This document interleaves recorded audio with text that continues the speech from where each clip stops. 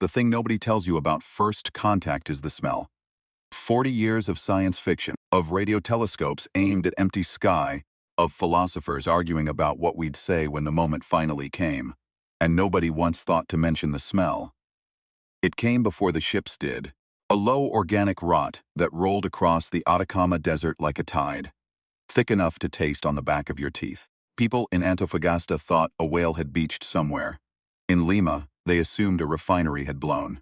The Chilean Air Force scrambled 2 F-16s, and the pilots found nothing, just that smell, and the first pale smear of light in the upper atmosphere that nobody could explain yet.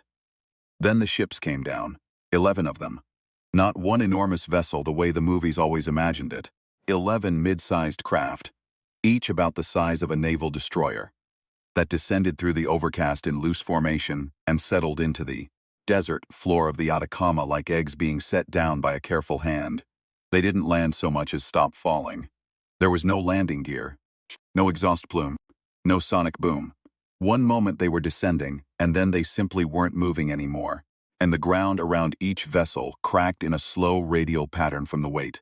And that was that. The United Nations had a protocol for this. Of course it did. 43 pages, last revised in 1997, covering everything from communication attempts to biological containment to the chain of command for decisions of global significance. What it did not cover was what to do when the ship sat motionless for 11 days without opening, without broadcasting, without responding to any signal humanity could generate. Radio, laser pulse, even a sound truck they drove to within 50 meters of the nearest vessel and aimed at the hull. Nothing. The ships just sat there and sweated condensation in the desert heat and smelled like something very old and very large had died inside them. On the 12th day, the doors opened. What came out was not what anyone had expected, though in retrospect it was hard to say what anyone actually expected. They were tall, 2.5, sometimes 3 meters, and bilaterally symmetrical in a rough way, with 4 limbs organized in a recognizable fashion, which was about where the familiarity ended. Their skin, if you could call it that, was a dense chitinous surface somewhere between shell and leather, mottled in browns and yellows that shifted subtly with temperature or mood, or something the xenobiologists never quite pinned down. Their faces were anterior, forward-facing, dominated by a cluster of sensory organs that weren't quite eyes and weren't quite antennae, but functioned as some synthesis of both. They communicated in a multi-layered acoustic system, simultaneous clicks, subsonic rumbles, and a high piping register that human ears processed as a kind of constant ambient singing. And when they first came down the ramps of those 11 ships, every one of them was producing it, so that the desert for 3 kilometers in every direction filled with a sound like a cathedral full of very complicated birds. They were sick. That was the second thing nobody had anticipated. The mission logs recovered later showed that the journey had taken much longer than planned. Something had failed in navigation, or propulsion, or both. And what should have been a transit of perhaps 8 or 9 years had stretched to something closer to 30. Of the 4,000 individuals who had boarded those 11 vessels, fewer than 900 remained. The survivors were malnourished, immunocompromised, and displaying the early stages of at least 3 distinct pathologies that the field medics couldn't identify. A significant proportion showed signs of severe cognitive disruption, not brain damage exactly, but a kind of blunting, retreat from complex thought, that the lead xenobiologist described in her first field report as trauma state disengagement. They could still function. They just couldn't plan. They couldn't remember. They couldn't, in any meaningful sense, represent themselves. The UN protocol said, establish communication, assess the threat, contain if necessary. The Chilean government said, these are refugees, and they are dying, and we have to help them. The world said both things at once, loudly, for about 6 months. And then the world moved on to other arguments and the aliens. The Chileans called them los viajeros, the travelers, though the English-language press eventually settled on the lazier the shells, for the sound their footsteps made on hard surfaces, were relocated to a designated settlement zone in the northern Atacama, 300 kilometers from the nearest city, ringed with a perimeter that was called a health management boundary in official documentation, and a fence in every other context. They named the settlement Zone 8 for reasons that had to do with the bureaucratic numbering system of the UN's Emergency Habitation Program, and nothing to do with anything poetic. It was the 8th such zone established globally in the past decade, most of them for human refugee populations. The difference was that Zone 8 was the only one you needed a federal permit to enter and a full biohazard clearance to exit. Suarez got her clearance on a Tuesday in March, 14 years after the ships came down. She was 31 years old, employed by the UN Office of Alien Affairs as a field compliance officer, was a job title that had not existed when she was born and which she had not planned to hold when she studied environmental law at the University of Chile in her 20s. She had planned, at various points in her 20s, to work in water rights litigation, to open a restaurant with her sister, and to live in Valparaiso near the sea. Instead, she lived in a prefab apartment in Antofagasta and drove a government Land Cruiser through the desert 3 days a week and knocked on the corrugated doors of alien dwellings with a clipboard in her hand. Her job, in practical terms, was to serve notice. Zone 8 had begun as a temporary measure and calcified, the way temporary measures do, into permanence.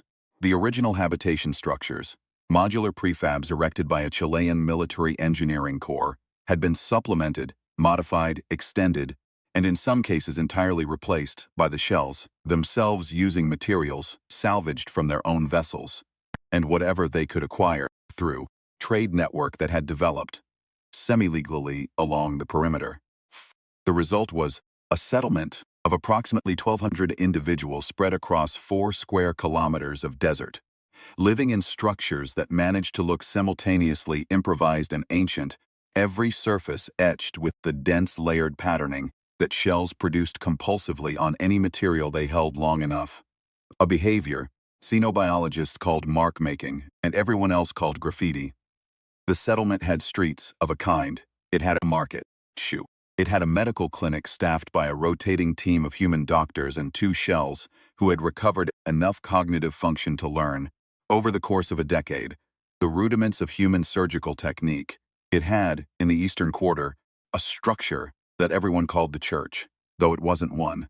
A tall cylindrical building, the shells had erected using hull plating from one of the vessels, inside which they congregated at irregular intervals and produced sounds that lasted for hours, and that the acoustic researchers had given up trying to decode and simply described as communal.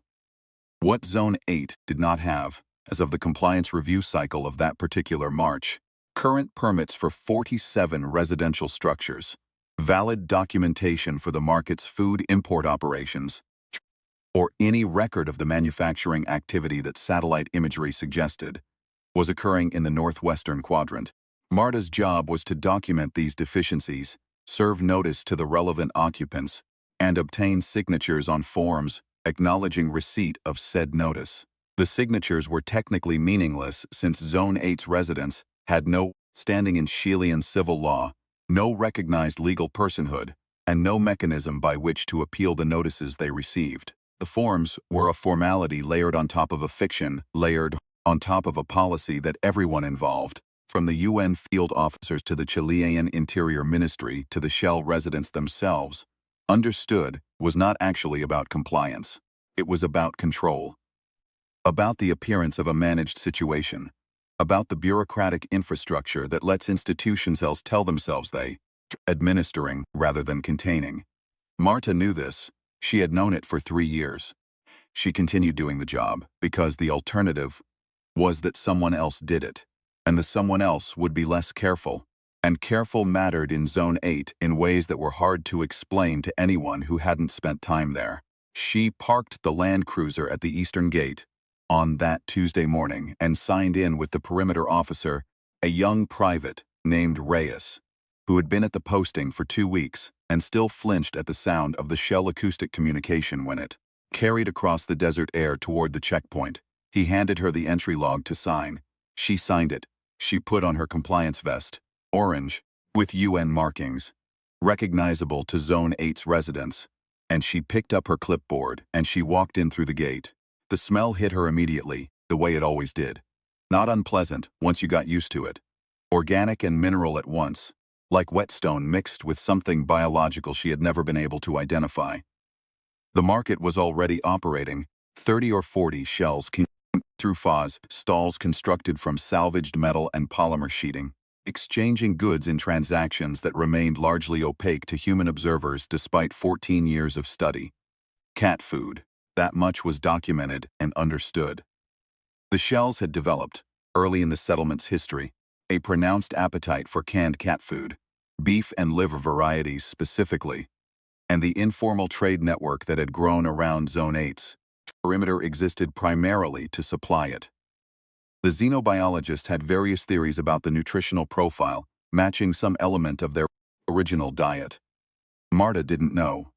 She knew that when she walked through the market with her clipboard, the shells nearest to her would shift their bodies slightly. Not retreat, not approach, just reorient, in a way that conveyed awareness. Recognition, maybe. She was a known quantity in Zone 8. That counted for something. She was 3 structures into her morning rounds when she saw the one called C's. He was not called C's by his own people. He had a name in the shell acoustic register that Marta had never been able to reproduce, and that the translation team had rendered in phonetic approximation as something like a falling chord. She called him C's because he lived in 6th dwelling she had visited on her first day in Zone 8 3 years ago, and in the absence of a pronounceable name, the number had stuck. He was, as far as she had been able to determine, one of the more cognitively intact members of the settlement, one of a small group whose trauma state disengagement had either been less severe or had partially resolved over time, leaving them with something closer to the full cognitive capacity the xenobiologists theorized the shells had possessed before the long journey. He was tall even by shell standards, his chitin darkened to a deep amber brown that the field researchers associated with age, and he had a habit of crouching when he communicated with her, folding himself down to a height where she didn't have to tilt, her head quite so far back, that she had never decided was condescension or courtesy, and had eventually concluded was probably both. Standing outside a structure in the northwestern quadrant, and the structure was one of the ones with no current permits, and when she walked toward him with her clipboard he produced a low subsonic sound that the translation device on her belt rendered, after its usual 2-second lag, as compliance officer. Good morning, Cess. The translation device managed. Morning time greeting acknowledged. She had long ago given up expecting the device to handle nuance. It caught about 60% of shell communication and rendered it in a flat, decontextualized vocabulary that suggested a telegram sent by someone in a hurry. The researcher said a full real-time translation was theoretically possible, but would require at least another decade of acoustic mapping. Marta worked with what she had. She held up the clipboard. I need to document the activity in this structure and give you the notice. It's about the manufacturing permits. The device rendered. Document activity, structure, notice, permits. C's looked at her. The sensory cluster oriented toward her in the way that meant full attention, and then he made a sound that the device didn't catch at all, which meant it was in a register or harmonic layer the current model couldn't parse. Then he turned and moved to the structure's entrance and held the panel open, which was the shell gesture Marta had learned meant, "Come in then." She had been inside shell-constructed structures before.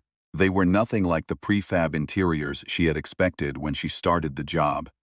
Not improvised, not rough.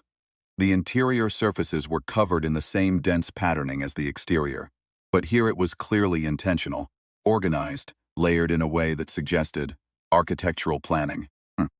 The structures were temperature regulated through a passive system she didn't fully understand involving circulation channels in the walls. The light came from bioluminescent panels that the shells cultivated from what appeared be a modified organism they'd brought from their vessels. The interior of this structure was different. The far wall was occupied by a device she didn't recognize. It was large, 2 meters across, roughly cylindrical, assembled from a mixture of salvaged hull components and materials she couldn't identify. At its center was a module about the size of a car battery, dark and unreflective, that produced a faint field vibration she felt in her back teeth. Next to it stood another shell, smaller, chitin, a lighter amber suggesting youth. This one didn't adjust its posture when Marta entered, just watched.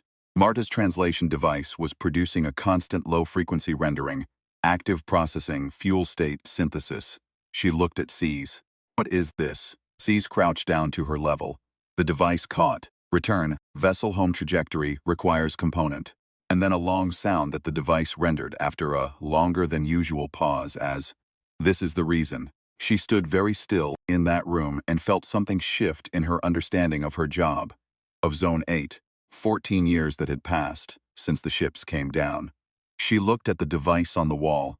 She looked at Cease.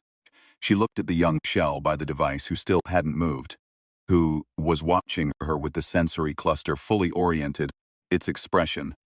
If expression was the right word, carrying something she had learned over 3 years, to read as Hope held very carefully, the way you hold something fragile in both hands. She looked at her clipboard.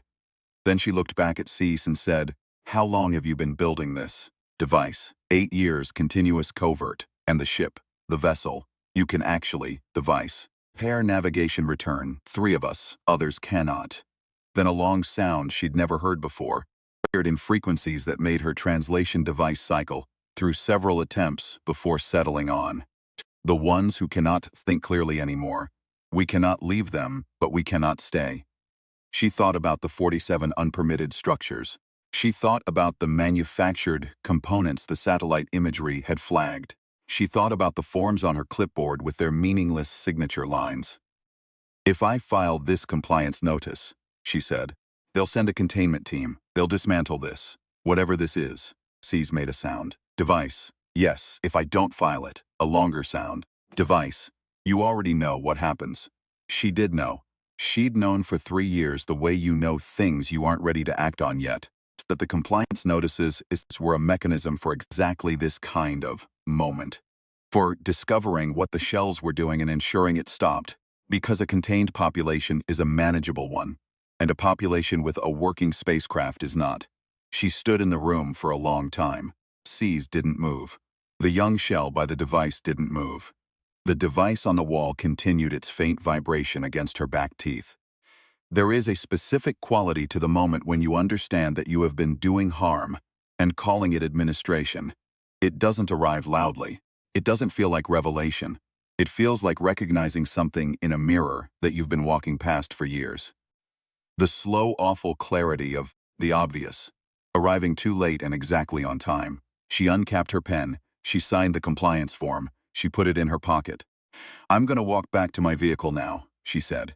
And I'm going to note that the northwestern quadrant visit was completed and no actionable violations were observed. She looked at C's. You have maybe 3 weeks before the next satellite review cycle. Maybe less if someone at the perimeter talks. Device understood. 3 weeks enough, almost. She turned and walked back through the settlement. The market was busier than when she'd entered.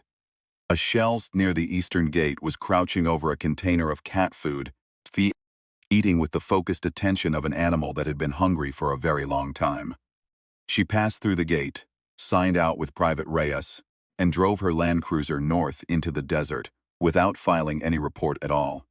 The report came eventually, of course, not from Marta, from the satellite review, which happened in 2 weeks, not 3. Someone at the ministry had moved the cycle up, following an anomalous thermal signature. The image analysts flagged the northwestern quadrant. The image was forwarded to the UN Office of Alien a Field Office in Antofagasta. The field office sent it to the operations coordinator, a man named Ortega who had been in the role for 9 years, and had developed, over those 9 years, the particular institutional paranoia of someone whose entire career was built on the assumption that the things he was managing were a threat. Ortega called Marta into his office at 7 in the morning on a Friday. You visited the northwestern quadrant 2 weeks ago, he said. He was a compact man in his mid-50s with the careful stillness of someone who had been in confrontations before. Port says no actionable violations. That's correct. The satellite shows a large thermal signature in that quadrant. Active energy output. Something is generating significant heat. I didn't observe any prohibited activity. He looked at her for a moment, put a photograph on the desk, the satellite image. a false color thermal rendering that showed the northwestern quadrant as a bright mass of activity. This was taken 11 days after your visit, Suarez. Whatever you saw, it was operating at full capacity 11 days later. I would need to return and investigate. You won't be returning.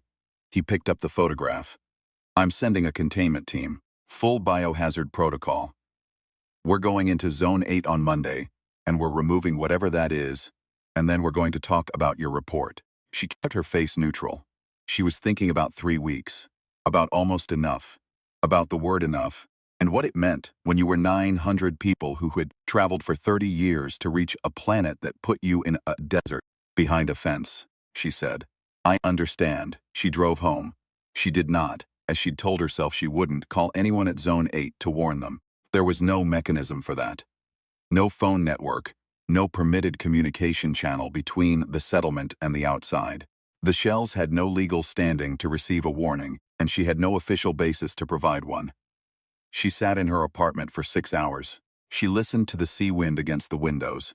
She had moved to Antofagasta from Valparaiso years ago, but the sea wind found her anyway, and she thought about the young shell by the device, with the expression she'd learned to read as carefully held hope. 2 in the morning, she got in her Land Cruiser and drove south. The perimeter at night was staffed by a skeleton crew. 2 officers at the main gate, 1 monitoring the sensor array. The night shift supervisor was a man named Fuentes, who had worked the Zone 8 perimeter for 6 years, who had developed in that time the specific relationship with the settlement that comes from long proximity to something you've been told to, fear, and have never actually found frightening. He was leaning against the gate post when Marta's headlights appeared on the desert road, and when she pulled up and showed him her clearance, he looked at it for longer than he needed to. You're not on the schedule, he said. Emergency compliance review. Ortega authorized it. She had no authorization.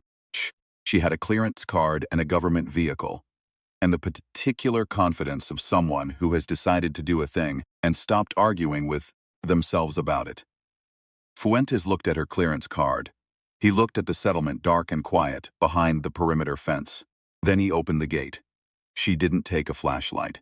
The shell mark making on the structures faintly luminescent in the dark, enough to navigate by once your eyes adjusted.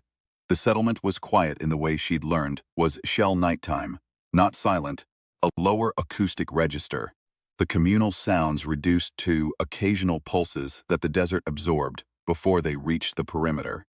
She found the northwestern quadrant by the faint glow from the bioluminescent panels and the very faint vibration she could feel through the soles of shoes before she reached the structure. Seas was awake. Whether shells slept in any meaningful sense was a question that remained unresolved in the literature. But he was outside the structure when she arrived, and his sensory cluster oriented toward her, while she was still 20 meters away. She was breathing hard from walking fast through cold desert air. She stopped in front of him and said, Monday. They're coming Monday, with a containment team. The translation device was in her pocket. She pulled it out. Seas was already producing sound, a long complex output that the device took several seconds to attempt. And what it produced was 2 more days power accumulation, not complete, not yet enough. How much not enough? Device. 60% minimum required is 82 more days, achieves 80. She looked at the structure. She looked at Seas. She thought about what Ortega's containment team would do. Not just dismantle the device, which was bad enough, but the follow-on, full security review, new restrictions, probably a population audit that would result in the cognitive survivors, the handful like Seas, who could still plan and think and build, being separated from the general population and moved to a higher security facility. The logic of institutional threat management. Find the capable ones, isolate them. Saturday, she said. I can give you Saturday, maybe. She was thinking through it as she spoke, the way you do when you're improvising a plan against a clock. If I go back and flag a procedural issue with a containment order, paperwork error, authorization chain, I can delay the team by 48 hours, maybe 72. Ortega will know it's obstructive, but he'll have to clear it through the legal office before he can override. Seas produced a long sound. Device. You risk everything for us. She thought about that. Not the simple answer, because it's right, because you deserve it, but the true one, which was more complicated and less comfortable. Because I walked past this moment for 3 years, she said. And I have to do something with that. C's was quiet for a moment. Then he crouched down to her level. That gesture that was condescension and courtesy, and something else she still didn't have a word for, and he produced a sound that the device didn't try to translate. Just a sound. Long and layered and aimed at her. Felt like being regarded. Fully without reduction. She realized she hadn't felt that way in a very long time. She walked back to the gate. The legal challenge bought 56 hours. She filed it at 7 Saturday morning through the internal compliance system. A procedural, objection citing, improper authorization routing in the containment order, which had been signed by Ortega, without the required co-signature, from the UN Field Operations legal officer. The legal officer was in Santiago for a conference. Ortega called Marta's mobile at 7:15 and said 3 words that were not complimentary, and then the legal office engaged, and suddenly there were email chains and a call with the Santiago office and a review of the authorization protocol, and it was Saturday afternoon before Ortega got the co-signature sorted and filed the corrected order. Monday morning. The team would arrive Monday morning. She had given C Sunday. She spent Saturday and Sunday at her apartment. She did not sleep much. She filed a personal statement with the Internal Review Office. Not in response to anything yet, as a record, detailing her actions and her reasoning. In the calm procedural language she'd learned to use because emotion doesn't protect you. In bureaucratic processes and specificity sometimes does. She wrote it the way she would have written an environmental law brief in another life. Factual, sequential, without exculpatory framing. She had done these things, this was why. Here was the outcome she had weighed against the rules she had broken. She sent it to her personal email, to her sister in Valparaiso, and to a journalist at a Santiago newspaper who had covered Zone 8 for 3 years, and who she had never once called until now. Sunday evening she drove south again. Not to the gate. She knew Fuentes wouldn't pass her a second time without authorization, and even if he would, the risk of being present when the Monday team arrived was too high. She stopped 2 kilometers north of the perimeter and sat on the roof of her Land Cruiser in the cold desert dark and watched the settlement. At 11:17 p.m. she saw the light. It was not dramatic in the way movies would have made it. No explosion of energy, no visible beam, no sound she could detect at that distance.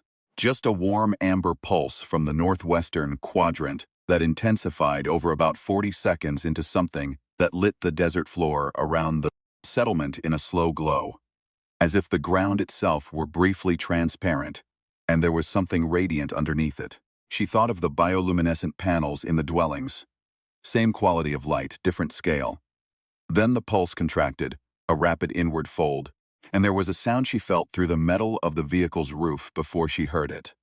Deep, subharmonic, something her chest cavity identified before her ears did.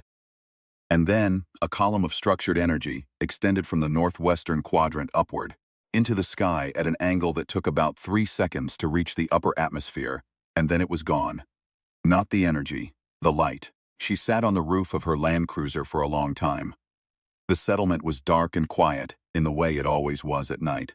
She thought about Cease, about the young shell with the carefully held hope. About the 3 of them, because that's what the translation device had said. 3 of us. Rising in something she had helped make possible, heading somewhere she would never reach. She thought about the 900 who remained. In the morning, she drove to the perimeter and signed in with the day shift officer and walked into Zone 8 with her clipboard. The containment team was scheduled for 10 a.m. She had maybe 2 hours. She walked the settlement in the cool morning air, through the market that was beginning its day, past the structure in the northwestern quadrant that now contained an empty room where the amber-dark module had been, the walls still etched in dense layered patterns, the bioluminescent panels still casting their warm light on nothing. She sat in the empty room for a few minutes. She thought about the statement she had filed, and the call she had made, and what would happen next. Then she walked back to the market. She found a shell near the center stalls, one of the older residents, and faded to a pale yellow-brown. that the xenobiologists associated with cognitive disruption, one of the ones who had retreated into the blunted state after the long journey, who could not plan, who could not remember, who existed in a permanent, shallow present. This one was eating from a can. Beef and liver, the label said. It was eating methodically, focused, present to nothing else. Marta crouched down, the gesture she had borrowed from C's, that reduction of distance, and waited. The shell's sensory cluster eventually oriented toward her, not with recognition, just awareness of another presence, she said. They're coming back for you. All of you. She didn't have the translation device, it didn't matter. She wasn't saying it for comprehension. I don't know what that means yet, but I'm going to find out. And I'm going to be here while it happens. The shell went back to eating. She stood up and walked to the eastern gate to meet the containment team. Ortega was in the first vehicle. He got out and looked at her and said nothing for a moment, which was its own kind of communication. You were here last night, he said. The gate log has you cleared 2 weeks ago, and your Land Cruiser's GPS has you within 2 kilometers of the perimeter at midnight on Sunday. I was here 2 weeks ago. Last night I was near the perimeter, yes. What did you do? She had thought about how to answer this question. She had thought about it for 2 days. I did my job, she said.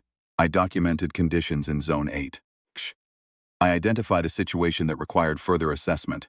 I flagged a procedural issue in your containment authorization. The shell in the northwestern quadrant. Where is it? The room is empty, you're welcome to inspect it.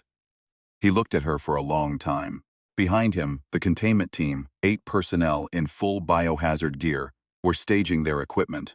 Around them, Zone 8 had gone quiet in the particular way it did when there were unfamiliar humans at the gate. The acoustic output reduced to that low subsonic pulse that she had learned to read as collective attention. You helped them, Ortega said. Whatever they were building, whatever they launched, you gave them the time they needed. She said nothing. You violated your authorization, filed a fraudulent report, and deliberately obstructed a lawful containment order. You're aware of what happens now. Yes, you did it anyway. She looked out over the settlement. The market, the etched structures, the cylindrical building, the shells, called a church that wasn't one. 900 individuals in a desert behind a fence. Most of them blunted by a journey that had taken 30 years when it should have taken 8, living in improvised permanence because a temporary measure had calcified into policy. 3 of them gone now. 3 of them, somewhere between here and home, carrying whatever information a shell carries when it finally makes it back. Someone needed to be here while it happened, she said. That was my job. That's the only version of my job I was willing to do. Tega's containment team moved past them into the settlement. The shells watched. The acoustic output shifted. Not louder, but different. Register she had heard before, but couldn't place until she remembered.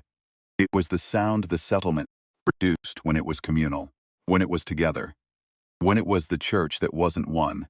She stood at the gate and listened to it and thought, I will learn what this means.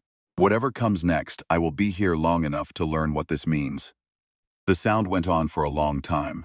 What came next was an internal investigation, a suspension pending review, 2 articles in the Santiago newspaper that someone had clearly been briefed against, and that appeared anyway, legal proceeding that took 11 months and that she prepared for. With the rigor she would have brought to water rights litigation in another life, and a final outcome that satisfied nobody and changed several things slowly, the way slow things change. What also came next was the signal.